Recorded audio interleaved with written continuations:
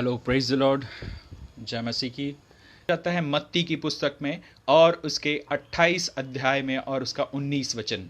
मत्ती की पुस्तक 28 अध्याय और 19 वचन। आइए, मैं आप सभी से रिक्वेस्ट करता हूं कि अगर आप यहां पर हैं और इस वीडियो को देख रहे हैं तो कृपया कर, आप ऐसा होना चाहते कि आप दूसरों को भी सिखाने वाले बने, तो कृपया कर आप अपने साथ में बाइबल को रखें, एक नोटबुक रखें, एक पेन रखें, ताकि आप सारे वचन जो मैं आपको बता रहा हूं आप नोट कर सकें, ताकि आप दूसरों को भी सिखाने वाले बने। प्रभु यीशु मसीह ने का जो वचन है, हम देखते हैं दूसरा तीमुथियुस 2 अध्याय 2 वचन में। और पौलुस ये कहता है कि हे तीमुथियुस, जो बातें तूने बहुत से गवाहों के द्वारा मुझसे सीखी हैं, तू ऐसे विश्वास योग्य मनुष्यों को सौंप दे जो दूसरों को भी सिखाने के योग्य हो। तो ये चीज़ें जो मैं आपको सिखा रहा हूँ, आप उसे सीखिए, उसे अपने जीवन में फॉलो कीजिए और आप दूसरों को भी सिखाइए। जो भी वचन मैं आपको बता रहा हूँ आप नोट कीजिए, अच्छे से लिखिए। तो आइए हम अपने वचन पे जाएंगे और हम निकालेंगे मत्ती की पुस्तक उसका 28 अध्याय और 19 वचन। मत्ती की पुस्तक नए नियम की पहली पुस्तक है, आप सभी को पता है। आप लिख सकते हैं मत्ती की पुस्तक उसका 28 अध्याय और हम उसका 19 वचन पढ़ेंगे। मैं आपसे फिर से दोहराना चाहता हूँ, आज हमारा जो विषय है वो यीशु मसीह की आज्ञा, उसका भाग दूसरा है, बपतिस्मा लेना। मैं आपके लिए पढ़ रहा हूं मत्ती की पुस्तक उसका 28 अध्याय और 19 वचन। इसलिए तुम जाओ, सब जातियों के लोगों को चेला बनाओ और उन्हें पिता और पुत्र और पवित्र आत्मा के नाम से बपतिस्मा दो। देखिए कितना सुंदर वचन है। प्रभु यीशु मसीह इस वचन में हम सभी से बात कर रहे हैं और वो बोल रहे हैं कि जाओ, सारी जाति के लोगों को सुसमाचार सुनाओ, उन्हें चेला बनाओ और उन्हें पिता, पुत्र और पवित्र आत्मा के नाम से बपतिस्मा दो। मैं आपसे कहना चाहता हूं, प्रभु यीशु मसीह किसी धर्म विशेष के लिए संसार में नहीं आए थे। वो किसी धर्म के ईश्वर नहीं है। प्रभु यीशु मसीह किसी धर्म के संस्थापक नहीं है। प्रभु यीशु मसीह परमेश्वर के पुत्र हैं, उस परमेश्वर के पुत्र जो सारी सृष्टि को बनाने वाला है, जिसने सारे संसार को बनाया, जो सारी संसार का रचनाकार ईश्वर है, जो हम सब का मालिक है, उस परमेश्वर का पुत्र प्रभु यीशु मसीह है। और वो इस संसार में इसलिए आया कि वो हमारा रिश्ता परमेश्वर पिता के साथ में जोड़ सके। और परमेश्वर जो पवित्र है, और पवित्र परमेश्वर के साथ अगर मनुष्य रहना चाहता है, उसके साथ संगति करना चाहता है, तो सबसे पहली बात तो ये जरूरी है कि वो मनुष्य को परमेश्वर के सामने खड़े रहने के लिए उसकी योग्यता चाहिए। और वो योग्यता हमें प्रभु यीशु मसीह देते हैं। वो योग्यता हमें प्रभु यीशु मसीह देते हैं और हम उसको तभी पा सकते हैं जब हम पश्चाताप करते हैं, हम मन फेराते हैं, हम अपने पापों का अंगीकार करते हैं। और जब हम पापों का अंगीकार करते हैं तो दूसरा कदम हमें यह उठाना है कि हमें बपतिस्मा लेना है। तो जैसे हम प्रभु यीशु मसीह की उस आज्ञा को देख रहे हैं, मैं फिर से वहां पर आ रहा हूं, कल जैसे जिससे मैंने शुरुआत किया था। प्रभु यीशु मसीह जब स्वर्गारोहण उनका हो रहा था, उस जैतून के पर्वत पर वो चेलों को आज्ञा देते हैं और वो बोलते हैं कि जाओ, सारी जाति के लोगों को, किसी एक धर्म, किसी एक जाति, एक शहर के नहीं, परंतु सारी जाति के लोगों को जाकर चेला बनाओ और उन्हें पिता, पुत्र और पवित्र आत्मा के नाम से बपतिस्मा दो। तो ये आज्ञा है। आइए इसे समझने के लिए मैं आपको एक वाक्य, एक घटना, एक कहानी आपको सुनाता हूं। ठीक है, तो हम सुनेंगे उसको। पहले मैं इस कहानी को आपको बताऊंगा। तो एक समय की बात है, परमेश्वर के एक स्वर्गदूत ने फिलिप्पुस, जो यीशु मसीह का चेला था, उसे दर्शन दिया और दर्शन देने के बाद में उससे कहा कि तू यरूशलेम से गाजा की ओर जाने वाला एक जो मार्ग है, वहां पर जो रेगिस्तान की ओर जाता है, तू वहां चला जा। और फिलिप्पुस ने, जो यीशु का चेला था, उसने स्वर्गदूत की बात को माना और वो निकल गया और वो गाजा के उस मार्ग पर, जो यरूशलेम से गाजा की ओर जाता है, जो रेगिस्तानी स्थान का मार्ग है, वहां पर वो चल दिया। और जब वो जाने लगा, उस मार्ग पर जब वो पहुंचा तो उसे एक रथ दिखा और उस रथ के ऊपर में एक व्यक्ति था जो खोजा था, जो कंदाके की रानी, जो कूश की रानी थी, कंदाके की रानी, उसका वो मंत्री था और वो खजांची था। और जब वो वहां से गुजर रहा था, तब परमेश्वर की आत्मा ने फिलिप्पुस को बोला कि तू जा, उस रथ के साथ में हो ले। जब वो रथ के साथ में हो लेता है तो वहां पर वो खजांची जो खोजा है, वो परमेश्वर के शास्त्र में से यशायाह का भाग वो पढ़ते रहता है। जब वो यशायाह की पुस्तक को पढ़ते रहता है, तब फिलिप्पुस से बोलता है, क्या तू जो पढ़ रहा है, तू क्या उसे समझता है? तो फिर उस खोजे ने बोला, जब तक कि कोई मुझे ना समझाए तो मैं कैसे उसे समझ सकता हूँ? तो फिलिप्पुस जब ऐसी जवाब को उसे पाता है, तो फिर वो बोलता है कि चल एक काम कर, तू मेरे साथ में आ और इस रथ में हो ले, ताकि मैं तेरे द्वारा इस बात को समझूं। तब फिलिप्पुस उस खोजे के साथ में उस रथ में सवार हो जाता है। जब उस रथ में सवार हो जाता है, जब वो देखता है, उससे बात करता है, तो वो उस भाग को पढ़ते रहता है जो आप सभी को पता है, यशायाह का उस 53 अध्याय के वो भाग को पढ़ते रहता है, जो वो वहाँ पर इस रीति से लिखा होता है कि वह भेड़ के समान वध होने के लिए गया, और जैसे भेड़ी ऊन कतरने के समय शांत रहती है, वैसे ही उसने अपना मुंह ना खोला। और उसके वो पूरा एक प्रभु यीशु मसीह के विषय में वो वाक्य जो है, जो दिया गया है, वो उसे पढ़ते रहता है। तब जो फिलिप्पुस है, फिलिप्पुस से एक सवाल जो पूछता है खोजा, अब मुझे एक बात बता, ये जो बात है, ये भविष्यवक्ता किसके विषय में बात करता है? क्या वो अपने खुद के विषय में बात कर रहा है, या फिर वो किसी और के विषय में बात कर रहा है? तब ये शास्त्र के इसी भाग से शुरुआत करके फिलिप्पुस ने उसे प्रभु यीशु मसीह का सुसमाचार सुना दिया। जब उसने प्रभु यीशु मसीह का सुसमाचार सुनाया, उसके जीवन में एक बदलाहट आई। उसने प्रभु यीशु मसीह को जाना, उसने पाया कि ये कोई और नहीं परंतु ये पुरुष जिसकी बात की जा रही है, वो यीशु मसीह है, और वो उद्धारकर्ता बनकर आया, और उसने सारे हमारे गुनाहों और पापों का बोझ अपने ऊपर में ले लिया, और परमेश्वर ने उसे हमारे लिए जो है जो हमारा जो दंड था उसके ऊपर में लाद दिया, और यीशु मसीह हमारे लिए क्रूस पर मारे गए। हर एक, जैसे कलम ने देखा था कि हर एक व्यक्ति ने पाप किया और सब परमेश्वर की महिमा से रहित हैं, पर पाप की मजदूरी मृत्यु है, और उस मृत्यु को प्रभु यीशु मसीह ने अपने ऊपर में लिया। यशायाह का वो जो भाग फिलिप्पुस उस खोजे को समझाता है, उसको समझ में आ जाता है कि परमेश्वर ने मेरे सारे पापों और अपराधों के लिए प्रभु यीशु मसीह को क्रूस पर मरने की अनुमति दिया, और उसके द्वारा मुझे पापों की क्षमा मिली। जब वो चलते चलते एक स्थान पर आए, एक जल के स्थान में आए, जल के स्थान में आने के बाद में वो खजांची जो है, जो खोजा है, वो फिलिप्पुस से बोलता है कि अब यहाँ जल भी है और मैं भी हूं, तो अब मुझे बपतिस्मा लेने से क्या रोक? तो फिलिप्पुस जो है उस खोजे से एक सवाल पूछता है, और वो ये पूछता है, क्या तू पूरे मन से विश्वास करता है?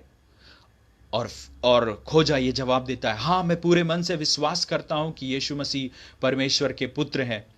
और जब खोजे का ये जवाब वो सुनता है, तो फिर बाद में वो जो खोजा है उस रथ को आज्ञा देता है कि चल अभी तू रुक यहाँ पर। और जैसे ही वो रथ को रोक देते हैं, वो दोनों के दोनों जल में उतर पड़ते हैं, और जल में उतरने के बाद में तुरंत जो खोजा है, मैं बोल रहा हूँ तुरंत, जब उसने सुसमाचार सुना, वो तुरंत ही बपतिस्मा लेता है। और वो बपतिस्मा लेने के बाद में जल से बाहर निकलते हैं। जब वो जल से बाहर निकलते हैं, तो पवित्र आत्मा फिलिप्पुस को वहां से उठा कर ले जाता है, और खोजा उसे फिर फिलिप्पुस को देखने नहीं पाता है। जब ऐसा होता है, तब वो जो फिलिप्पुस से बड़ा वहां से निकल जाता है, तब खोजा जो है बड़ा आनंद करते हुए कि हाँ, मुझे उद्धार मिल चुका है, मैं उद्धार पा चुका हूं, इस आनंद को मनाते हुए वहां से चला जाता है। तो ये जो है एक कहानी जो मैंने आपको बताई है। चलिए, अब मैं आपसे जानना चाहूँगा, क्या आप इस कहानी को अच्छे से सुन रहे हैं? क्या आप इसको समझ पाए हैं? चलिए हम इसको फिर से दोहराते हैं। तो हमने कहाँ से शुरुआत किया था? हमने शुरुआत किया था फिलिप्पुस से। फिलिप्पुस से कौन दर्शन देके बात करता है?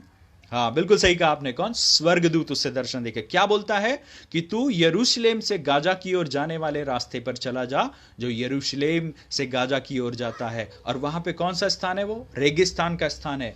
और फिर क्या होता है वहां पर जाकर?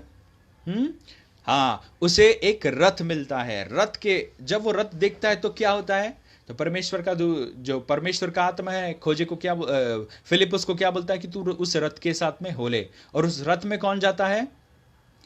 कंदाके की रानी का मंत्री जो खोजा है, और जो खजांची भी है, और एक वो बड़ा पदधारी एक उसके ऊपर में अधिकारी है। और वो वहां से जाते हुए परमेश्वर, वो क्या चीज पढ़ता है? कौन सी पुस्तक पढ़ता है वो? हाँ, वो कौन सी पुस्तक? यशायाह की पुस्तक पढ़ता है। यशायाह की पुस्तक में कौन सा भाग पढ़ता है?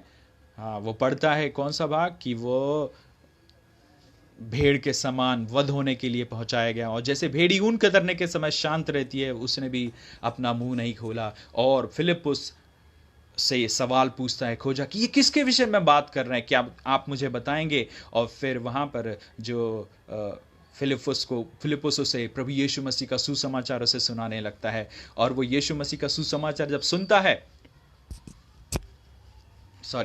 जब वो यीशु मसीह का सुसमाचार सुनता है, उसे पूरा बात पता चलता है कि ये कोई और नहीं परंतु ये प्रभु यीशु मसीह है। और परमेश्वर ने प्रभु यीशु मसीह को मेरे पापों के लिए संसार में भेजा कि मेरे सारे अधर्म और पापों का बोझ यीशु मसीह के ऊपर में लाद दिया जाए। और यीशु मसीह मेरे गुनाहों और अपराधों के लिए क्रूस पर मारे गए। और जब वो इस बात को सुसमाचार पर को सुनता है, वो सुसमाचार पर विश्वास करता है। विश्वास करने के बाद में क्या होता है, कौन सी जगह मिलती है उनको?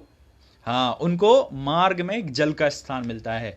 और फिर बाद में जो खोजा है वो क्या बोलता है फिलिप उससे कि हाँ, यहाँ जल भी है, अब मुझे बपतिस्मा लेने से क्या रोक? और क्या होता है, वो वहां पर वो बोलता है, एक सवाल पूछता है। फिलिप्पुस उससे क्या सवाल पूछता है? उससे पूछता है, क्या तू पूरे मन से विश्वास करता है? और खोजा क्या जवाब देता है? हाँ, वो बोलता है कि हाँ, मैं पूरे मन से विश्वास करता हूं कि यीशु मसीह परमेश्वर के पुत्र हैं। जब ये विश्वास वो करता है, तब वो आज्ञा देता है उस रथ को रुकने की। और वो दोनों के दोनों कहाँ उतरते हैं? उस जल में उतरते हैं। और जल में उतरने के बाद में फिलिप्पुस क्या करता है? उस खोजे को बपतिस्मा देता है, पिता पुत्र पवित्र आत्मा के नाम से, जो यीशु मसीह का बपतिस्मा है वो उसे देता है। और फिर फिलिप्पुस क्या होता है उसका?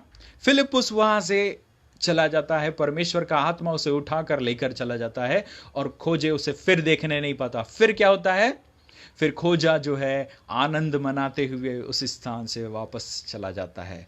तो ये जो है घटनाक्रम जो मैंने आपको बताया, ये जो स्टोरी के रूप में आपको बताया है, मैं आपको बताना चाहता हूँ, ये मिलता है प्रेरितों के काम की पुस्तक the book of Acts chapter 8, प्रेरितों के काम की पुस्तक, उसका 8वां अध्याय 26 से लेके 39 वचन। मैं अब चाहता हूं कि आप सभी लोग इस वचन को लिख लें। प्रेरितों के काम chapter 8 verse 26 to 39, the book of Acts chapter 8 verse 26 to 39। तो आइए हम सब लोग इस वचन को निकालेंगे। जो लोग जुड़ते जा रहे हैं, आप सभी का मैं स्वागत करता हूं। फिर से मैं आपको बता दूं, जैसे आपने एक टाइटल सुना है, हम लोग प्रभु यीशु मसीह की आज्ञा के विषय में देख रहे हैं। प्रभु यीशु मसीह की आज्ञा, और प्रभु यीशु मसीह की आज्ञा जो दूसरी आज्ञा है वो है बपतिस्मा लेना। और उस विषय को हम देख रहे हैं। मैंने आपको एक वचन पढ़ के सुनाया, मत्ती की पुस्तक उसका 28 अध्याय उसका 19 वचन। और फिर बाद में हमने जो है एक कहानी को देखा जो कि फिलिप्पुस की और खोजे की कहानी है। और मैंने अभी 2 बार उस कहानी को दोहराया है। अब हम उस कहानी को फिर से पढ़ने जा रहे हैं। और ये कहानी मिलती है प्रेरितों के काम की पुस्तक, और उसका 8वां अध्याय 26 से लेकर 39 वचन तक के, 39 वर्स तक के, the book of Acts chapter 8 verse 26 to 39। आइए हम इस वचन को पढ़ेंगे। आप सभी, मैं आशा रखता हूं कि आप सभी ने इस बाइबल के वचन को निकाल लिया है। अगर आपके पास अभी बाइबल नहीं है तो कृपया कर इस वचन को नोट करें, ध्यान में रखें। और मैं इस समय आपके लिए इस वचन को पढ़ रहा हूं, तो बड़े ध्यान से इसको सुने। अगर आपके पास बाइबल, आप बाइबल में देख सकते नहीं तो आप ध्यान से इसे सुने। मैं आपके लिए पढ़ रहा हूं। फिर प्रभु के एक स्वर्गदूत ने फिलिप्पुस से कहा, उठ और दक्षिण की ओर उस मार्ग पर जा जो यरूशलेम से गाजा को जाता है। वह रेगिस्तानी मार्ग है। वह उठकर चल दिया, और देखो, कूश देश का एक मनुष्य आ रहा था जो खोजा और कूशियों की रानी कंदाके का मंत्री और खजांची था। वह आराधना करने के लिए यरूशलेम आया था। वह अपने रथ पर बैठा हुआ था और यशायाह भविष्यवक्ता की पुस्तक को पढ़ता हुआ लौटा जा रहा था। तब आत्मा ने फिलिप्पुस से कहा, निकट जाकर इस रथ के साथ हो ले। फिलिप्पुस उसकी ओर दौड़ा और उसे यशायाह भविष्यवक्ता की पुस्तक पढ़ते हुए सुना और पूछा, तू जो पढ़ रहा है क्या तू उसे समझता भी है? उसने कहा, जब तक कोई मुझे ना समझाए तो मैं कैसे समझूं?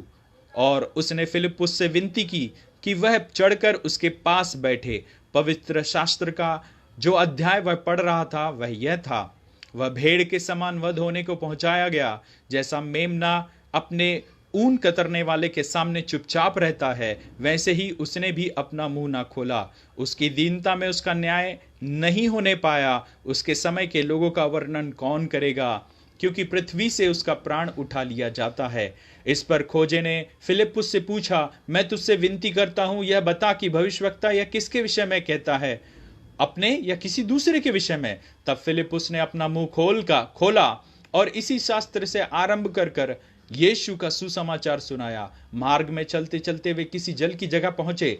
तब खोजे ने कहा, देख यहाँ जल है, अब मुझे बपतिस्मा लेने में क्या रोक है? फिलिप्पुस ने कहा, यदि तू सारे मन से विश्वास करता है तो ले सकता है। उसने उत्तर दिया, मैं विश्वास करता हूं कि यीशु मसीह परमेश्वर का पुत्र है। तब उसने रथ खड़ा करने की आज्ञा दी और फिलिप्पुस और खोजा दोनों जल में उतर पड़े और उसने खोजा को बपतिस्मा दिया। जब वे जल में से निकलकर ऊपर आए तो प्रभु का आत्मा फिलिप्पुस को उठा ले गया और खोजे ने फिर उसे कभी ना देखा और वह आनंद करता हुआ अपने मार्ग पर चला। फिलिप्पुस अशदोद, हम सिर्फ 39 तक के पढ़ने वाले, 39 तक के, और वह आनंद करता हुआ अपने मार्ग में चला।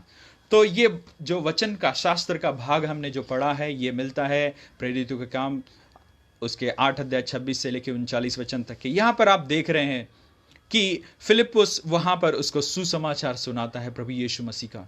मैं आप सभी को बताना चाहता हूं, प्रभु यीशु मसीह और क्रिश्चियन धर्म से कोई लेना देना नहीं है। यीशु मसीह किसी धर्म की स्थापना करने के लिए नहीं आए। यीशु मसीह किसी धर्म के स्थापक नहीं है, परंतु प्रभु यीशु मसीह वो परमेश्वर के पुत्र हैं। वो परमेश्वर जिसने आकाश और पृथ्वी को बनाया, जो सारी सृष्टि का कर्ता है, जो सारी सृष्टि का मालिक है, वही परमेश्वर है और उस परमेश्वर का पुत्र प्रभु यीशु मसीह है। प्रभु यीशु मसीह ने किसी क्रिश्चियन धर्म की स्थापना नहीं की, परंतु प्रभु यीशु मसीह ने उस सृष्टिकर्ता परमेश्वर से जब मनुष्य अलग हो गया, उस मनुष्य को जोड़ने का काम प्रभु यीशु मसीह ने किया। वो परमेश्वर पवित्र है और उस पवित्र परमेश्वर से अपवित्र इंसान जो पापी है, वो रिश्ता कायम नहीं कर सकता। उसे जरूरी है कि वो अपने पापों से मन फिराए, अपने पापों, उसके पाप क्षमा हो, तभी वो जो है उस परमेश्वर से रिश्ता कायम कर सकता है। और प्रभु यीशु मसीह ने वही किया। प्रभु यीशु मसीह का इस पृथ्वी पर आने का एक ही मकसद था और ये था कि वो समस्त मानव जाति के लिए, उनके पापों के लिए, गुनाहों के लिए क्रूस पर अपनी जान दे, और यीशु मसीह ने यही किया। और अगर हम प्रभु यीशु मसीह पर विश्वास करते हैं, आप चाहे किसी भी धर्म के क्यों ना हो, किसी भी जाति के क्यों ना हो, चाहे आप कोई भी बोली या भाषा बोलने वाले क्यों ना हो, अगर आप प्रभु यीशु मसीह पर विश्वास करते हैं, उसके द्वारा आपके सारे पाप क्षमा हो जाएंगे। चाहे आपने भविष्य काल में कितने भी भयानक पाप किए हो, कितने भी बुरे पाप क्यों ना किए हो, चाहे वर्तमान में आपसे पाप हुए या आपके आने वाले समय में जो भविष्य में पाप होने वाले हैं, उन सारे पापों की कीमत प्रभु यीशु मसीह ने चुका दी है और क्रूस पर उसने कीमत चुका दी है। और यीशु मसीह ने यह आज्ञा दी है कि जाओ और ये सुसमाचार सब जाति के लोगों को सुनाओ, चाहे वो कोई भी देश में रहने वाला हो, कोई भी जाति का हो, कोई भी पंथ का हो, कोई भी क्यों ना हो, उसे जाकर सुसमाचार सुनाओ। और जब वो सुसमाचार सुने और उस पर विश्वास करे तो उसे बपतिस्मा दो। बपतिस्मा देना मतलब धर्म बदलना नहीं है। बपतिस्मा लेना मतलब जाति बदलना नहीं है। बपतिस्मा लेना मतलब अपना ईमान बदलना नहीं है, अपना कुछ बदलना नहीं है, परंतु बपतिस्मा लेना मतलब कि मैं इस बात पर विश्वास करता हूं कि यीशु मसीह परमेश्वर के पुत्र हैं। मैं इस बात पर विश्वास करता हूं कि वो मेरे पापों के लिए क्रूस पर मारे गए। मैं इस बात पर विश्वास करता हूं मेरे सारे पाप और गुनाहों का कोई क्षमा हो नहीं सकती, पर उसकी क्षमा के लिए परमेश्वर ने खुद प्रयोजन किया यीशु मसीह पर, और मैं यीशु मसीह पर विश्वास करता हूं। और मैं अगर विश्वास करता हूं तो मैं बपतिस्मा लेता हूं, और बपतिस्मा यीशु मसीह की आज्ञा है। बपतिस्मा क्या है? प्रभु यीशु मसीह की आज्ञा है जो यीशु मसीह ने हमें दी है कि हमें, चाहे वो कोई भी जाति का हो, कोई भी धर्म का हो, ये कोई बपतिस्मा लेना जाति बदलना नहीं है, बपतिस्मा लेना मतलब धर्म बदलना नहीं है, परंतु बपतिस्मा लेना मतलब उस सृष्टिकर्ता परमेश्वर से जुड़ने का एक कदम बढ़ाना है। परमेश्वर की ओर जुड़ने के लिए एक कदम बढ़ाना है, और वो प्रयोजन परमेश्वर की ओर से प्रभु यीशु मसीह के द्वारा किया गया है कि यीशु मसीह हमारे लिए क्रूस पर मारे गए, गाड़े गए, हमारे सारे गुनाहों अपराधों को उन्होंने अपने ऊपर ले लिया। जब हम बपतिस्मा लेते हैं, मैं इस बात का प्रदर्शन करता हूं, मैं इस बात को दिखाता हूं कि हाँ, मैं इस बात पर विश्वास करता हूं।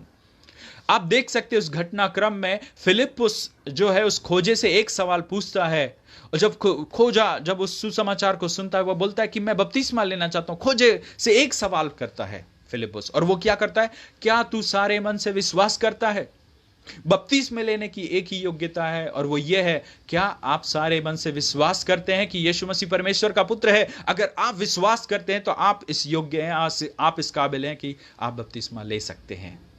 चलिए आइए हम इस कहानी के ऊपर में जो है कुछ प्रकाश को डालेंगे, और हम देखेंगे इस कहानी में हम परमेश्वर के कौन से चरित्र को देख रहे हैं। इस कहानी में हम परमेश्वर के, प्रभु यीशु मसीह के या पवित्र आत्मा के कौन से चरित्र को देख रहे हैं। यहां पर हमको देखने को मिलता है कि परमेश्वर का दूत फिलिप्पुस को दर्शन देकर बोलता है कि तू जा और यरूशलेम से गाजा की ओर जाने वाले रास्ते में जा। इसका मतलब यह है कि परमेश्वर, स्वर्गदूत अपने आप से नहीं जा सकता जब तक कि परमेश्वर उसे आज्ञा न दे। यानी कि परमेश्वर लोगों को बचाने के लिए खुद योजना बना रहे हैं। वो इस रीति से खोजे को बचाने के लिए इस प्रकार से योजना बनाते हैं कि फिलिप्पुस उसके पास में जाए और प्रभु यीशु का सुसमाचार उसे सुनाए। और जब वो सुसमाचार सुने तो वो उसे ग्रहण करे। पवित्र आत्मा हर एक व्यक्ति को जानते हैं। यहां पर परमेश्वर का हमें कौन सा चरित्र दिख रहा है, आप बता सकते हैं, आप खुद सोचकर बोल सकते हैं, या फिर आप टाइप करके कमेंट में लिख सकते हैं कि यहां पर हमें परमेश्वर का कौन सा चरित्र देखने को मिल रहा है। कौन सा चरित्र हमें देखने को मिल रहा है, आप भी टाइप करके बता सकते हैं। यहां हम पर परमेश्वर का कौन सा चरित्र देखने मिल रहा है। मैंने आपको बताया कि परमेश्वर क्या करना चाहते हैं, सबको बचाना चाहते हैं। और कौन सा चरित्र हमें देखने को मिलता है, प्रभु का एक और स्वभाव कि प्रभु यीशु मसीह खुद चाहते हैं कि सभी लोग, पवित्र आत्मा उससे बोलता है कि जा तू उस रथ के साथ में हो ले। खुद परमेश्वर ये चाहते हैं, जो उद्धार की योजना उस परमेश्वर ने बनाई है वो किसी एक जाति धर्म के लिए नहीं बनाई, परंतु संपूर्ण मानव जाति के लिए उद्धार की योजना परमेश्वर ने बनाई है। और परमेश्वर ये चाहते हैं कि हर एक जाति का लोग इसे सुने, हर एक धर्म का मानने वाला लोग इसे सुने, हर एक देश का, हर एक बोली और भाषा बोलने वाला लोग इस सुसमाचार को सुने। हम देखते हैं कि परमेश्वर का एक स्वभाव, परमेश्वर चाहता है कि कोई भी नष्ट नहीं होने पाए। परमेश्वर ये चाहते हैं कि सभी के सभी लोग जो है उद्धार को प्राप्त करें। यह स्वभाव हमें प्रभु यीशु मसीह के पवित्र आत्मा का देखने को मिलता है। परमेश्वर भी खुद शामिल हैं उस उद्धार की योजना को, सुसमाचार को उस फिलिप्पुस के द्वारा उस खोजे तक पहुंचे। हाँ, और जैसे कि और कोई स्वभाव अगर आपको पता चल रहा है तो आप टाइप करके बता सकते हैं कि हमें परमेश्वर का और पवित्र आत्मा का कौन सा और स्वभाव देखने को मिल रहा है। यहाँ पर हम देख रहे हैं कि परमेश्वर के विषय में हम सीखते हैं कि परमेश्वर चाहते हैं कि सभी लोग उद्धार पाएं और सबके पास में ये सुसमाचार पहुंचे। ये देखिए मेरे भाई बहन, आप जो भी मेरे साथ में जुड़े हैं, अगर आप इस वीडियो को देख रहे हैं तो मैं आपसे बताना चाहता हूँ, ये परमेश्वर की योजना है आपके लिए। यीशु मसीह, प्रभु यीशु मसीह का आना, यह परमेश्वर की योजना है मानव जाति के लिए। ये धर्म बदलने के लिए नहीं है, ये जाति बदलने के लिए नहीं है, ये नाम बदलने के लिए नहीं है, परंतु यीशु मसीह इसलिए आया है कि उस सृष्टिकर्ता परमेश्वर से हमारा रिश्ता जोड़ दे, उस सृष्टिकर्ता परमेश्वर से हमारा एक नाता जोड़ दे। उस रिलेशनशिप को बनाने के लिए प्रभु यीशु मसीह ने इस पृथ्वी पर आकर क्रूस पर अपनी जान दी है, ताकि उन पापों और गुनाहों की सजा हमें ना मिले। और परमेश्वर और पवित्र आत्मा ये चाहते हैं कि ये जो सुसमाचार है हर एक जाति तक पहुंचे, हर एक पंथ तक पहुंचे, हर एक बोली और भाषा बोलने वाले लोगों तक पहुंचे। और इसीलिए प्रभु परमेश्वर, यहां पर हम देख रहे हैं कि परमेश्वर ने खुद जो है एक योजना बनाई, पवित्र आत्मा के द्वारा, स्वर्गदूत के द्वारा फिलिप्पुस को दर्शन देकर भेजा कि जा, वहां पर एक पुरुष है, वहां जा रहा है और तू उसको जाकर सुसमाचार सुना। और फिलिप्पुस जो है खोजे के पास जाता है। चलिए अब हम देखते हैं यहां पर लोगों के विषय में हमें क्या सीखने को मिलता है।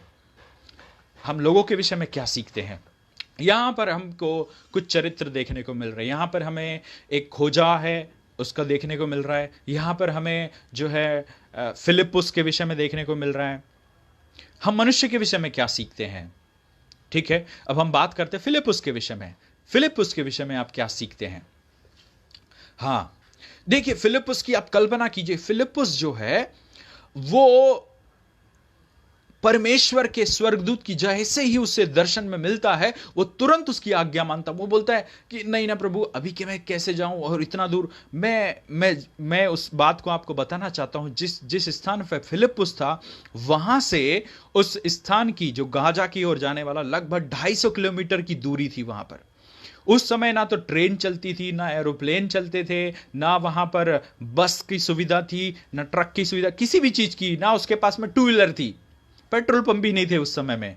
और उस समय में फिलिप्पुस ने तुरंत परमेश्वर की आज्ञा को माना। उसने ये नहीं बोला प्रभु कल जाऊंगा ना, या फिर मैं नहीं जा सकता, मेरे पास में गाड़ी नहीं है। आज मैं बहुत सारे लोगों को देखता हूं, बहुत सारे लोग जब प्रभु किसी से कुछ बोलता है प्रभु जी मेरे पास तो साइकिल नहीं है, मेरे पास में तो गाड़ी नहीं है, मैं कैसे जाऊं, मैं उस स्थान पे कैसे जाऊं, वहां पे तो बस भी नहीं है, वहां ट्रेन नहीं जाती, मैं कैसे जाऊं। परंतु हम फिलिप्पुस के द्वारा हम सीख रहे हैं कि फिलिप्पुस ने क्या किया, परमेश्वर की आज्ञा को तुरंत माना। 250 किलोमीटर का रास्ता उसने शायद पैदल पैदल तय किया होगा।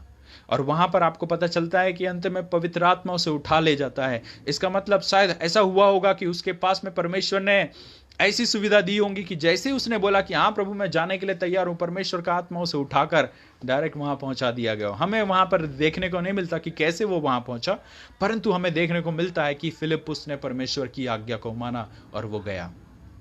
और फिर बाद में हम देखते हैं एक और खोजे के विषय में। खोजे क्या है? देखिए खोजा जो है वो मार्ग में जा रहा है, रथ पे जा रहा है। रथ पे जाते समय वो टाइम पास नहीं कर रहा है ना। आजकल हम जब कभी ट्रेन में जाते हैं, कभी कुछ करते हैं तो क्या करते हैं, गेम खेलते रहते हैं, मूवी देखते रहते हैं। पर देखो फिलिप्पुस, जब हम इस खोजे को देखते हैं तो खोजा क्या कर रहा था, पवित्र शास्त्र को पढ़ रहा था। पवित्र शास्त्र को पढ़ रहा था, वो बाइबल को पढ़ रहा था। और वो बाइबल को पढ़ रहा था, इसका मतलब हम सोच देख सकते कि वो उसे परमेश्वर की खोज थी। जो परमेश्वर की खोज में लगा हुआ था, जो चाहता था कि मैं परमेश्वर को जानूं, उसे पहचानूं। अगर हम देखते हैं खोजे के विषय में, तो खोजा जो है इस्राएली जाति का नहीं था, वो इस्राएली नहीं था।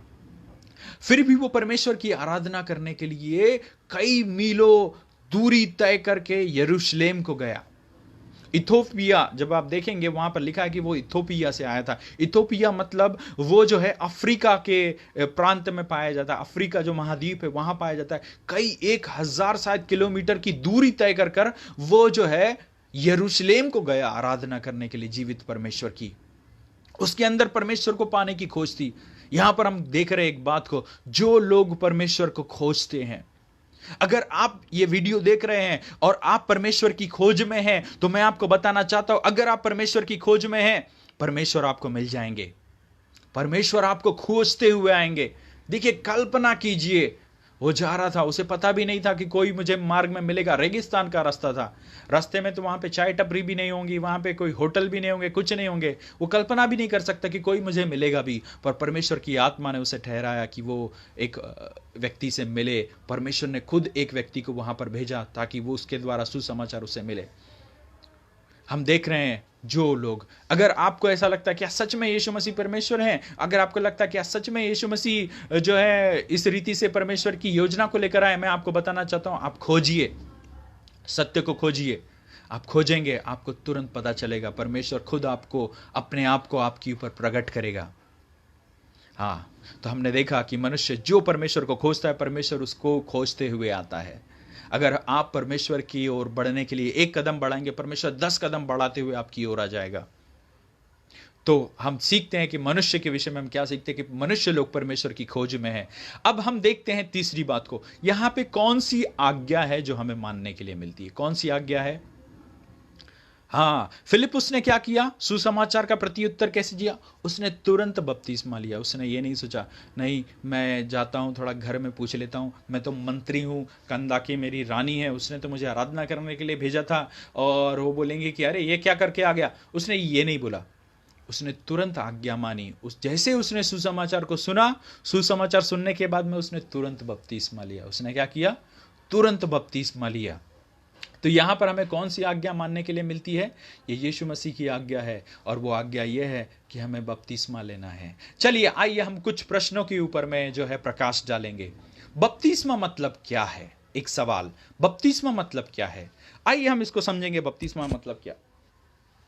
आप लिख सकते हैं इसके लिए वचन, रोमियो की पुस्तक उसका 6 अध्याय 3 से लेकर 4 वचन। आप बाइबल को खोल सकते हैं, आप निकाल सकते हैं रोमियो की पुस्तक। ये रोमियो की पुस्तक नए नियम में आपको मिलेगी। मत्ती, मरकुस, लूका, यूहन्ना और प्रेरितों के काम के बाद में जो है रोमियो की पुस्तक मिलती है। ये 5वें नंबर की पुस्तक है नए नियम से। प्रेरितों के काम के बाद में रोमियो की पुस्तक 6 अध्याय, और हम उसका 6 अध्याय निकालने के बाद में 3 से लेकर 4 वचन पढ़ेंगे। 3 और 4 वचन मैं आपके लिए पढ़ रहा हूं। रोमियो की पुस्तक 6 अध्याय 3 और 4 वचन। क्या तुम नहीं जानते कि हम सब जिन्होंने मसीह यीशु का बपतिस्मा लिया है उसकी मृत्यु का बपतिस्मा लिया, अतः उस मृत्यु का बपतिस्मा पाने से हम उसके साथ गाड़े गए, ताकि जैसे मसीह पिता की महिमा के द्वारा जिलाया गया वैसे ही हम भी नए जीवन की सी चाल चलें। तो देखिए, बपतिस्मा लेना मतलब आपको समझ में आ रहा है, ये धर्म बदलना नहीं है, ये नाम बदलना नहीं है, ये जाति बदलना नहीं है। बपतिस्मा मतलब क्या है? मैं एक चिन्ह है, ये बपतिस्मा लेना मतलब एक चिन्ह है, और वो ये है कि मैं अपने पुराने जीवन के लिए मर चुका हूं और मैं यीशु मसीह के साथ में अपनी पहचान को कर रहा हूं। और जैसे प्रभु यीशु मसीह मुर्दों में से जी उठा, मैं भी नए जीवन की सी चाल चलूंगा। बपतिस्मा लेना मतलब क्या है? अपने पुराने जीवन के लिए मर जाना।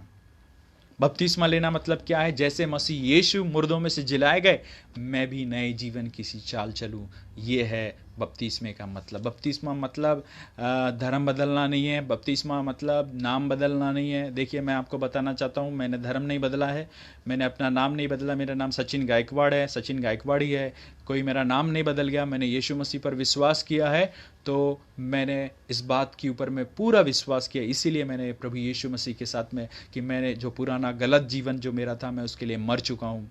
मेरा जो गलत स्वभाव था उसके लिए मैं मर चुका हूँ। जैसे यीशु मसीह मुर्दों में से जी उठे, वैसे मैं भी नए जीवन की सी चाल चलता हूँ, इसलिए ये बपतिस्मा है। ठीक है, अब दूसरा सवाल हम देखते हैं। दूसरा सवाल क्या है? क्यों हमें बपतिस्मा लेना चाहिए? बहुत सारे लोग बोलते हैं कि क्यों लेना बपतिस्मा, विश्वास कर लिए तो बहुत हो गया ना। और बहुत सारे लोग ये बहुत बोलते हैं कि अरे, प्रभु यीशु मसीह के साथ में एक डाकू भी था ना, और डाकू ने तो बपतिस्मा नहीं लिया, फिर भी प्रभु यीशु मसीह ने बोला कि आज तू मेरे साथ में स्वर्गलोक में होगा, तो बिना बपतिस्मे के भी वो जो है स्वर्ग में चला गया, तो फिर मुझे क्या बपतिस्मा लेने की जरूरत है? जब भी मेरा अंतिम समय रहेगा तो मैं भी ऐसे बोल दूंगा। पर ये देखिए, धोखा ना खाएं, धोखा ना खाएं। हम देखते हैं क्यों हमें बपतिस्मा लेना है। आइए हम इस वचन को देखेंगे। मत्ती की पुस्तक को निकालेंगे, 3 अध्याय 13 से लेकर 15 वचन। मत्ती की पुस्तक नए नियम की पहली पुस्तक है, मत्ती की पुस्तक, और उसका हम निकालेंगे 3 अध्याय। क्यों बपतिस्मा लेना है? सवाल क्या है हमारा? क्यों बपतिस्मा लेना है? ठीक है, बहुत सारे लोगों के मन में। मैं आपको बताना चाहता हूँ, मैं शुरुआत से ही, बचपने से मेरी मम्मी जाती थी, तब से मैं कलीसिया जाता हूँ, पर मुझे कभी भी ऐसा नहीं लगा कि मुझे बपतिस्मा लेना चाहिए। कभी मैंने उस रीति से बपतिस्मे के विषय में सीखा नहीं था, इसलिए मैंने उसको नहीं लिया। और मैं चाहता हूँ कि आप लोग सीखें। कई एक ऐसे लोग हैं जो बपतिस्मा लेने के लिए तैयार नहीं होते, जो कलीसिया में तो जाते हैं, जो यीशु मसीह पर विश्वास करते हैं, उनको डर लगता है कि अरे मेरा धर्म बदल जाएगा, मेरा ये हो जाएगा, वो हो जाएगा, ऐसा हो जाएगा, वैसा हो जाएगा। पर ऐसा कुछ नहीं है। बपतिस्मा ये प्रभु यीशु मसीह की आज्ञा है, और हमें क्यों बपतिस्मा लेना है इसके विषय में हम लोग वचन पढ़ रहे हैं, और मैंने आपके लिए वो वचन बताया है। मत्ती की पुस्तक 3 अध्याय 13 से लेके 15 वचन मैं आपके लिए पढ़ रहा हूँ। मत्ती की पुस्तक 3 अध्याय 13 से लेके 15 वचन। उस समय यीशु गलील से यरदन के किनारे यूहन्ना के पास उससे बपतिस्मा लेने आया, परंतु यूहन्ना यह कहकर उसे रोकने लगा, मुझे तो तेरे हाथ से बपतिस्मा लेने की आवश्यकता है, और तू मेरे पास आया है। यीशु ने उसको यह उत्तर दिया, अब तो ऐसा ही होने दे, क्योंकि हमें इसी रीति से सब धार्मिकता को पूरा करना उचित है। प्रभु यीशु मसीह ने बपतिस्मा लिया। प्रभु यीशु मसीह ने कोई पाप नहीं किए थे, उसे पश्चाताप करने की कोई आवश्यकता नहीं थी, पर प्रभु यीशु मसीह ने बपतिस्मा लिया। वो इसलिए लिया क्योंकि हमारा गुरु ऐसा नहीं है जो ये बोले कि अरे ये करो वो करो, परंतु वो खुद पहले करके दिखाता है। वो खुद पहले करके दिखाता है, और वो बोलता है कि जैसा मैं करता हूं वैसा तुम भी करो। Praise the Lord. तो प्रभु यीशु मसीह ने क्या लिया? बपतिस्मा लिया। और जब हमारे गुरु ने बपतिस्मा लिया तो हमें भी बपतिस्मा लेना चाहिए, और ये यीशु मसीह की एक आज्ञा है। तो हमें क्यों बपतिस्मा लेना चाहिए? क्योंकि अगर हमने प्रभु यीशु मसीह को स्वीकार किया है तो हमें बपतिस्मा लेना चाहिए। और बपतिस्मा लेना मतलब जो है, हमारी पहचान प्रभु यीशु मसीह के साथ में हम कर रहे हैं। प्रभु यीशु मसीह के साथ में हमारी पहचान हो रही है। हाँ, मैं जानता हूँ, मैं यीशु मसीह को मानता हूँ, मैं विश्वास करता हूँ। केवल बोलने से नहीं होता, परंतु ये एक चिन्ह है, मैं चिन्ह के रूप में, क्योंकि प्रभु यीशु मसीह ने खुद बपतिस्मा लिया। उसको जब उसने लिया, मेरे गुरु ने लिया, तो मुझे भी बपतिस्मा लेना ज़रूरी है। ठीक है, तो हमने 2 सवाल अभी तक के किए कि बपतिस्मा मतलब क्या है। बपतिस्मा मतलब क्या है? प्रभु यीशु मसीह के मृत्यु में सहभागी होना, और जैसे मसीह यीशु मृतकों में से जी उठा, वैसे भी हम लोग नए जीवन की चाल चलें। दूसरा सवाल था क्यों हमें बपतिस्मा लेना चाहिए, और हमने देखा मत्ती की पुस्तक 3 अध्याय 13 से लेकर 15 वचन, क्योंकि प्रभु यीशु मसीह ने बपतिस्मा लिया। यीशु मसीह के साथ हमारी पहचान होने के लिए, यीशु मसीह के साथ में हम अपने आप को जांच रहे हैं, देख रहे हैं, इसलिए हमें बपतिस्मा लेना चाहिए। ठीक है, अब हमारा तीसरा सवाल देखते हैं, कौन बपतिस्मा ले सकता है, किसे बपतिस्मा लेना चाहिए। सवाल क्या है, किसे बपतिस्मा लेना चाहिए। तो किसे बपतिस्मा लेना चाहिए, तो हम देखेंगे इसके लिए एक वचन, और आप निकाल सकते हैं प्रेरितों के काम की पुस्तक, उसका 2 अध्याय और उसका 38 वचन। किसे बपतिस्मा लेना चाहिए, प्रेरितों के काम 2 अध्याय उसका 38 वचन। आप सारे वचनों को नोट करके लिख सकते हैं, आपके लिए बहुत आसान होगा, सरलता होगी। कृपया कर ये सारे वचन लिखते भी जाएं, आपके लिए बहुत अच्छे रहेंगे आगे इसके ऊपर अध्ययन करने के लिए या दूसरों को सिखाने के लिए। तो मैं पढ़ रहा हूं आपके लिए प्रेरितों के काम 2 अध्याय उसका 38 वचन, और जो ये कहता है कि पतरस ने उनसे कहा, मन फिराओ और तुम में से हर एक, सुनिए ध्यान से, क्या बोला, तुम में से हर एक अपने अपने पापों की क्षमा के लिए यीशु मसीह के नाम से बपतिस्मा ले। ये पतरस पवित्र आत्मा की प्रेरणा से, पवित्र आत्मा के द्वारा प्रेरित किए जाने के द्वारा वो बात कर रहा है, और वो बोल रहा है कि तुम में से हर एक अपने अपने पापों की क्षमा के लिए प्रभु यीशु मसीह के नाम से, ध्यान से सुनिए, प्रभु यीशु मसीह के नाम से मतलब कोई दूसरा नहीं है। प्रभु यीशु मसीह के नाम से मतलब जैसा यीशु मसीह ने बोला है, पिता, पुत्र और पवित्र आत्मा के नाम से बपतिस्मा है वो। क्योंकि उस समय में 2 बपतिस्मा होते थे, यूहन्ना का बपतिस्मा और यीशु मसीह का बपतिस्मा। यीशु मसीह का बपतिस्मा मतलब क्या है, जो यीशु मसीह ने मत्ती की पुस्तक 28 अध्याय 18-19 में जो आज्ञा दी है। क्या बोला यीशु मसीह ने, पिता, पुत्र और पवित्र आत्मा के नाम से बपतिस्मा लो। तो यीशु के नाम से बपतिस्मा मतलब लेना कोई दूसरी डॉक्ट्रिन नहीं है, परंतु यहाँ पर प्रभु यीशु मसीह के नाम से बपतिस्मा मतलब पिता, पुत्र, पवित्र आत्मा के नाम से बपतिस्मा लेना। तो हर कोई, चलिए, तो हमारा सवाल, तीसरा सवाल क्या था, किसे बपतिस्मा लेना चाहिए, और इसका उत्तर भी हमें मिल चुका है। हर एक व्यक्ति जो सुसमाचार पर विश्वास करता है, जो ये चाहता है कि मेरे पापों की क्षमा हो, तो हर एक व्यक्ति को अपने पापों की क्षमा के लिए प्रभु यीशु मसीह के नाम से बपतिस्मा लेना चाहिए। ठीक है, अब हम देखते हैं चौथा सवाल। हमारे कितने सवाल हो चुके हैं, टोटल 3 सवाल, ये चौथा और अंतिम सवाल है। हम देखते हैं हमें कैसे बपतिस्मा लेना चाहिए। कई एक लोगों के मन में सवाल होता है कि हमें कैसे बपतिस्मा लेना चाहिए, क्योंकि बपतिस्मा लेने की बहुत सारी विधियां हैं। कोई लोग छिड़काव का बपतिस्मा देते हैं, कोई लोग तो जो है नाना प्रकार के बपतिस्मा। मैं उसके विषय में बात नहीं करूंगा, ये विवाद का मुद्दा मैं नहीं चाहता कि ये बने। परंतु हमें कैसे बपतिस्मा लेना है, चलिए हम देखेंगे मत्ती की पुस्तक 3 अध्याय उसका 16 वचन। आप निकालिए मत्ती की पुस्तक, वो एक अलग विषय है कैसे, परंतु हम देखेंगे कि हमें कैसे बपतिस्मा लेना चाहिए। मत्ती की पुस्तक 3 अध्याय और उसका 16 वचन। तो मैं जो कुछ भी बात कर रहा हूं वचन के आधार पर बात कर रहा हूं, मैं अपने मन से कोई बात नहीं कर रहा हूं। तो कृपया करके आप इन वचनों को वेरीफाई कीजिए और फिर उसके बाद में आप खुद भी देख सकते हैं। आप मत्ती जो है नए नियम में पहली पुस्तक है और उसमें मैं 3 अध्याय 16 वचन पढ़ रहा हूं। और यीशु बपतिस्मा लेकर तुरंत पानी में से ऊपर आया। पानी में से ऊपर आया मतलब क्या है कि प्रभु यीशु मसीह पानी में डूबे थे और फिर ऊपर आए। मतलब प्रभु यीशु मसीह ने कैसे बपतिस्मा लिया, डूब का बपतिस्मा लिया। इसका मतलब है यीशु मसीह पानी के अंदर में गए थे, डूबे थे, और फिर देखिए यीशु मसीह बपतिस्मा लेकर तुरंत पानी में से ऊपर आया। पानी में से ऊपर आया मतलब वो पानी के अंदर गया होगा ना, तभी तो ऊपर आया। और देखो उसके लिए आकाश खुल गया और उसने परमेश्वर के आत्मा को कबूतर के समान उतरते और अपने ऊपर आते देखा। तो बपतिस्मा कैसे लेना चाहिए, बपतिस्मा लेने की एक विधि है, और यहाँ पर प्रभु यीशु मसीह ने जैसे लिया। हमारा गुरु कौन है, हमारा आदर्श कौन है, प्रभु यीशु मसीह है। तो हमें जैसा यीशु मसीह ने किया वैसे ही हमें करना है। फिर क्या है, कैसे है, किस प्रकार से है, ये अलग बातें हैं, उसके विषय में मैं बात नहीं करूंगा। परंतु मैं एक ही बात बताऊंगा कि यीशु मसीह ने कैसे बपतिस्मा लिया। यीशु मसीह ने डूब के बपतिस्मा लिया। जल के अंदर वो गए, डूबे और फिर बाद में बाहर आए, और ये बपतिस्मा है, और यीशु मसीह ने ये बपतिस्मा लिया। तो हमने आज प्रभु यीशु मसीह की दूसरी आज्ञा को देखा, और वो ये है बपतिस्मा लेना। बपतिस्मा लेना। इसके विषय में मैंने आपको जो वचन है मत्ती की पुस्तक उसका 28 अध्याय उसका 19 वचन पढ़ के बताया। और प्रभु यीशु मसीह ने जैतून पर्वत पर अपने चेलों को आज्ञा की दी कि जाओ तुम सारी जाति के लोगों को चेला बनाओ और उन्हें पिता पुत्र पवित्र आत्मा के नाम से बपतिस्मा दो। यीशु मसीह की आज्ञा है। और फिर बाद में हमने फिलिप्पुस और खोजे की कहानी को देखा। फिलिप्पुस और खोजे की कहानी में हमने देखा कि किस प्रकार से जो खोजा है यरूशलेम में हज़ारों किलोमीटर की दूरी यात्रा तय करके यरूशलेम में आराधना करने के लिए आता है। और वापस जाते समय में तब परमेश्वर का जो आत्मा है, परमेश्वर का स्वर्गदूत है जो फिलिप्पुस को दर्शन देकर भेजता है और वो बोलता है कि तू गाजा के मार्ग पर चला जा जो रेगिस्तानी की स्थान है। और वहाँ पर जाकर फिलिप्पुस उससे खोजे को मिलता है और वहाँ पर प्रभु यीशु मसीह का सुसमाचार उसे सुनाता है, क्योंकि वो पाता है उसे यशायाह की पुस्तक को पढ़ते हुए जिसका अर्थ उसे समझता नहीं है। और फिलिप्पुस उसे उसका अर्थ समझाता है और यीशु मसीह का सुसमाचार सुनाता है। तुरंत ही वहाँ पर फिर जो खोजा है तुरंत उसने बपतिस्मा लेता है। वो जल का स्थान जैसे देखता है वो बोलता है मुझे बपतिस्मा लेने से क्या रोक। और फिलिप्पुस उससे एक सवाल पूछता है, क्या तू सारे मन से विश्वास करता है? तो बपतिस्मा लेने की कंडीशन क्या है? क्या आप सारे मन से यीशु मसीह पर विश्वास करते हैं? हाँ, अगर आप सारे मन से यीशु मसीह पर विश्वास करते तो आपने बपतिस्मा तुरंत लेना चाहिए।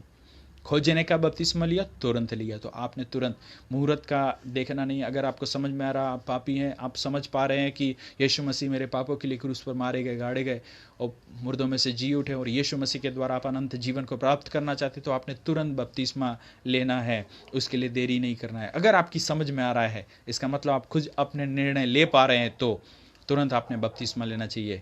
फिर बाद में हमने इस कहानी को पढ़ा, मैंने आपको बताया ये प्रेरितों के काम की पुस्तक 8 अध्याय 26 से लेके 39 वचन तक के मिलती है। फिर बाद में हमने 4 सवालों को देखा। मैं फिर से दोहरा रहा हूँ, अब हम थोड़े समय में अंत करेंगे। अब हम आखिरी हिस्से में चले गए हैं और मैं फिर से रिवीजन कर रहा हूँ इस सारी चीज़ों का। हमने 4 सवाल देखे। 4 सवाल कौन कौन से थे? बपतिस्मा लेना मतलब क्या, मैं इसके लिए आपको वचन बताया। रोमी की पुस्तक 6 अध्याय 3 से लेके 4 वचन। बपतिस्मा मतलब यीशु मसीह की मृत्यु में सहभागी होना, जैसे मसीह यीशु मुर्दों में से जी उठा हम लोग भी नए जीवन की सी चाल चलें। फिर बाद में हमने क्या देखा, क्यों बपतिस्मा लेना चाहिए? क्योंकि प्रभु यीशु मसीह ने बपतिस्मा लिया। हमने देखा मत्ती की पुस्तक को उसके 3 अध्याय 13 से लेके 15 वचन तक के देखा कि प्रभु यीशु मसीह ने खुद बपतिस्मा लिया। और जब अब यीशु मसीह ने बपतिस्मा लिया हम उसके चेले हैं, हमें उसकी आज्ञा मानना है, हमें भी बपतिस्मा लेना है। फिर बाद में कौन बपतिस्मा लेना चाहिए, किससे बपतिस्मा लेना चाहिए? तो हमने देखा उसके लिए प्रेरितों के काम 2 अध्याय 38 वचन, हर एक व्यक्ति अपने पापों की क्षमा के लिए प्रभु यीशु मसीह के नाम से बपतिस्मा ले। फिर बाद में चौथा और अंतिम सवाल हमने देखा कि हमें कैसे बपतिस्मा लेना है। इसके लिए हमने एक वचन पढ़ा मत्ती की पुस्तक उसका 3 अध्याय 16 वचन, जहां पर हमें देखने को मिलता है कि प्रभु यीशु मसीह ने डूब का बपतिस्मा लिया, तो वैसे हमें बपतिस्मा लेना चाहिए। आज हमने प्रभु यीशु मसीह की दूसरी आज्ञा को सीखा है और दूसरी आज्ञा क्या है? बपतिस्मा लेना। तो आज ये संदेश का आउटपुट तभी आपके लिए पूरा होगा अगर आप अभी तक के प्रभु यीशु मसीह की इस आज्ञा को नहीं माने हैं। अगर आपने प्रभु यीशु मसीह की आज्ञा को पूरा नहीं किया है, अगर आपने बपतिस्मा नहीं लिया है, तो देखिए समय बहुत बुरे चल रहे हैं, आप सभी को पता है। वो जो डाकू था वो इसलिए स्वर्ग में गया प्रभु के साथ में क्योंकि उसके पास में मौका नहीं था, उसके पास में अवसर नहीं था। वो तो मरनासन्न अवस्था में था, वो बपतिस्मा नहीं ले सकता था, परमेश्वर जानते थे। परंतु आप सभी को पता है लॉकडाउन में आपके यहाँ पे टाका भी है, ड्रम में भी है, सब कुछ है। आप अपने पास्टर को फ़ोन करके बुला सकते हैं और बोलते हैं पास्टर जी मुझे यीशु मसीह की आज्ञा को मानना है। पता नहीं अभी दिन बहुत बुरे चल रहे हैं, पता नहीं कब प्रभु यीशु मसीह आ जाए, कब क्या हो जाए, हमें कुछ नहीं पता। तो अगर आपने प्रभु यीशु मसीह की आज्ञा नहीं मानी है, तो जैसे आप इस संदेश को सुन रहे हैं तुरंत आप प्रभु यीशु मसीह की आज्ञा को पूरा कीजिए, आप बपतिस्मा लीजिए। मैं फिर से दोहराना चाहता हूँ, बपतिस्मा लेना मतलब नाम बदलना नहीं है, जाति बदलना नहीं है, धर्म बदलना नहीं है, परंतु बपतिस्मा लेना मतलब प्रभु यीशु मसीह की आज्ञा को पूरा करना है, प्रभु यीशु मसीह की आज्ञा को मानना है। तो क्या करना है? अगर आपने अभी तक बपतिस्मा नहीं लिया तो तुरंत पानी देखिए, पास्टर को फ़ोन कीजिए, या फिर आपके पास में कोई चेला है जो प्रभु यीशु मसीह का है, आप उससे बोलिए कि मैं बपतिस्मा लेना चाहता हूं और आप बपतिस्मा लीजिए। सो आज हमने इस आज्ञा को देखा और आप सभी का मैं धन्यवाद देता हूं कि आप मेरे साथ में जुड़े रहे। कल हम फिर एक नए आज्ञा को, जो प्रभु यीशु मसीह की आज्ञा है, हम एक नई आज्ञा को सीखेंगे। आज के लिए इतना काफ़ी है। आइए हम लोग जो है प्रार्थना करेंगे और एक छोटी सी प्रार्थना करेंगे। हे स्वर्गीय पिता परमेश्वर, यीशु के नाम से हम आपके सम्मुख आते हैं। मैं प्रार्थना करता हूँ जितने भी लोग इस वीडियो को अभी इस समय देख रहे हैं अपने मोबाइल स्क्रीन पर या अपने कंप्यूटर स्क्रीन पर या टीवी पे, प्रभु मैं प्रार्थना करता हूँ कि उनकी सहायता कीजिए, मदद कीजिए कि वो प्रभु यीशु आपकी आज्ञा को मानने के लिए तैयार हो जाएं और वो यीशु आपकी आज्ञा को पूरा करें और वो बपतिस्मा लें। जिस प्रकार यीशु आपने बपतिस्मा लिया, वैसे ही जो ये संदेश सुन रहे हैं प्रभु यीशु आपकी आज्ञा को माने और वो बपतिस्मा लेने के लिए तैयार हो जाएं। मैं प्रार्थना करता हूँ प्रभु उन्हें अनुग्रह प्रदान कर, पवित्र आत्मा आप उन हर एक व्यक्तियों के हृदय में बोलिए और बातचीत कीजिए और ये निर्णय लेने में उनकी सहायता मदद कीजिए। प्रभु यीशु मसीह के नाम से इस प्रार्थना को करते हैं, आमीन। आप सभी का धन्यवाद इस भाग के साथ में जुड़ने के लिए, और मैं आप सभी को फिर से प्रोत्साहित करना चाहता हूँ, कल इसका अगला भाग फिर से फेसबुक पे लाइव किया जाएगा। ये वीडियो आप ज़्यादा से ज़्यादा लोगों को शेयर करें, नए लोगों को भी बांटें। ये प्रभु यीशु मसीह का सुसमाचार यहाँ पर मैं आपको बताया हूँ। आप जितने ज़्यादा लोग हो सकते हैं उनसे के साथ में शेयर कीजिए। और कल रात को 8 बजे हम फिर से मिलेंगे। एक नई आज्ञा, प्रभु यीशु मसीह की एक और आज्ञा, उसको हम सीखेंगे, उसको हम देखेंगे, हम सीखेंगे, उसको मानेंगे भी और दूसरों को भी मानना सिखाएंगे। आप सभी को प्रभु बहुत आशीष दे। कृपया कर इस समय में अपना ख्याल रखिए, घर में रहिए, बाहर मत जाइए, परंतु घर में जब आप हैं तो ज़्यादा से ज़्यादा समय परमेश्वर के वचनों में पढ़ने में, प्रार्थना करने में, और जो कुछ भी आप कर सकते हैं आप कीजिए, परंतु घर से बाहर मत निकलिए और अपना ध्यान रखिए। प्रभु आप सभी को बहुत और बहुत और बहुत आशीष दे। धन्यवाद।